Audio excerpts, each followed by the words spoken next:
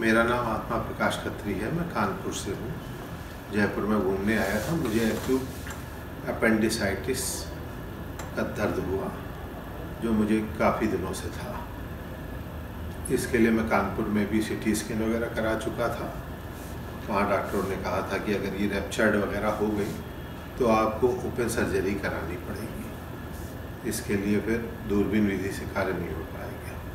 परंतु जब मैं यहाँ पर मुझे बहुत एक्यूट पेन हुआ तो यहाँ पर CT कराई 29 तारीख को, 29 मार्च को। तो डॉक्टर ने देखा कि ये तो रप्चर्ड हो गई है। फिर भी डॉक्टर ने अपनी कुशलता से इसको दूरबीन विधि द्वारा ही कर लिया, जो मतलब मुझे लगा कि बहुत ही कुशलता का कार्य है और जो बिल्कुल सक्सेसफुल रहा और मैं इसमें बिल्कुल ठीक हूँ। आज मेरा डिस्चार्ज है। मैं डॉक्टर साहब को बहुत बहुत धन्यवाद करना चाहता हूँ कि उन्होंने मेरा कार्य ओपन की जगह कवर्ड में ही कर लिया, जो एक तरीके से बहुत ही सराहनीय कार्य है। मेरे उपचार के दौरान डॉक्टर साहब की जब भी विजिट हुई ICU से लेकर के कमरे तक, तो उनका व्यवहार बड़ा ही सपोर्टिंग रहा, जिससे पेशेंट को मतलब उनकी बात से, मुस्कुराहट से भी काफ़ी तसल्ली मिल जाती है। उससे भी पेशेंट जल्दी क्योर हो जाता है। तो ये एक उनकी विशेषता मुझे लगी। In the end I want to thanks Dr. Kapileshwar Vijay, who is my surgeon in this case, and Eternal Hospital for this. नमस्कार, मेरा नाम डॉक्टर कपिलेश्वर विजय है। मैं इटर्नल हॉस्पिटल में director and HOD GI surgery के पद पर कार्यरत हूँ। आत्मा प्रकाश खत्री जी कानपुर से हमारे पास दिखाने के लिए आए थे। उनको पिछले 1 साल से अपेंडिक्स की प्रॉब्लम चली जा रही थी और वो दवाइयाँ लेके उसका काम चलाऊ निवारण कर रहे थे। लेकिन उनको कानपुर से यहाँ आने के बाद अचानक बहुत तेज़ दर्द होने पर वो हमारे पास आए।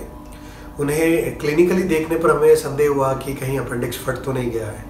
इसी के जांच के लिए हमने उनके पेट का CT स्कैन कराया और CT स्कैन कराने पे हमें यह कंफर्म हुआ कि उनके पेट में अपेंडिक्स फट चुकी है। चूँकि आत्मा प्रकाश जी का वज़न थोड़ा ज़्यादा था और उनको 1 साल से ये तकलीफ़ चल रही थी, इसलिए उनके पेट में काफ़ी सूजन और काफ़ी जगह आते चपके होने की संभावना ज़्यादा थी। ऐसे मरीज़ों में अगर हम चीरे द्वारा ऑपरेशन करें तो रिकवरी में बहुत लंबा समय लगता है, क्योंकि उनका वज़न काफ़ी ज़्यादा था, फैट शरीर में ज़्यादा था और अपेंडिक्स की बीमारी काफ़ी पुरानी थी। तो इन सब चीज़ों को देखते हुए हमने निर्णय लिया कि हम ये ऑपरेशन दूरबीन से ही संचालित या दूरबीन से ही करेंगे।